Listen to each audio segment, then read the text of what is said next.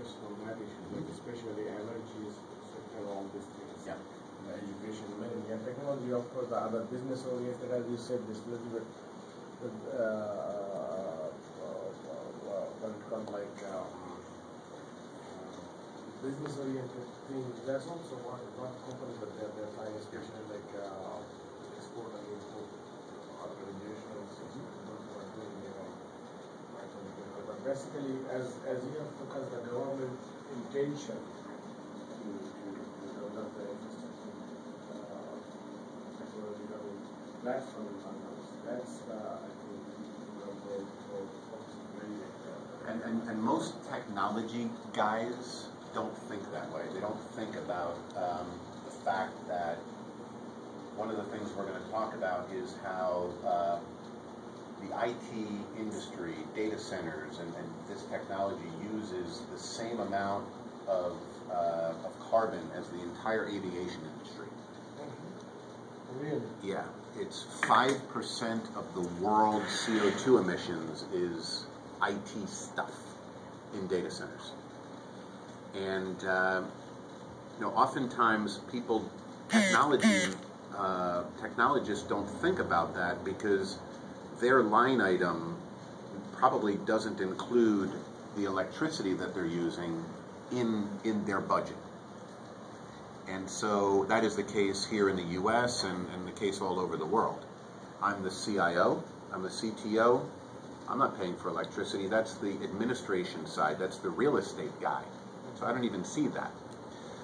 So it's one of the great kind of unknowns about technology is the amount of CO2 emissions that are generated worldwide by these big data centers, and creating efficiency there will do things for our world that's better. Less carbon emission, less toxics, less but you will be able to provide green. That opportunity to save the I think when we go energy in terms of reduce the carbon CO2. Absolutely.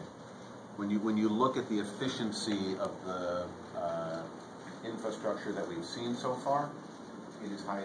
I don't want to say this on the record, but it's highly inefficient. Yeah. There's a tremendous opportunity to improve it. Would be the way we would say it.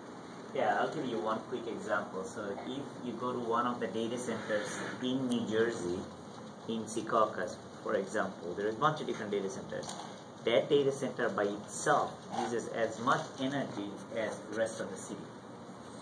And we're talking about a pretty highly concentrated city where you have a 27 by 24 power.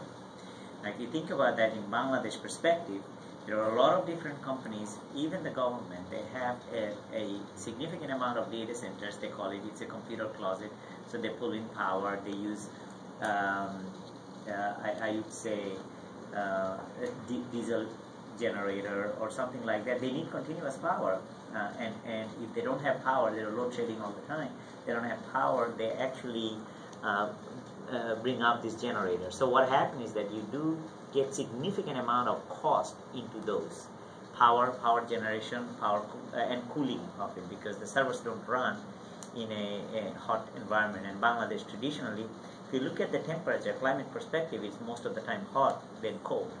So essentially you need to cool significantly over there. So all in all, if you add all those pieces, just by going towards the IT model that we're talking about, the model is the cloud services model. If you're talking about moving towards the cloud services model, fundamentally makes everybody that much efficient.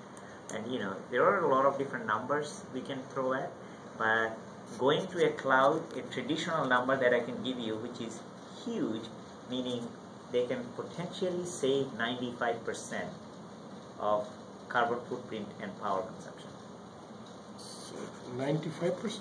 95% from a traditional data center.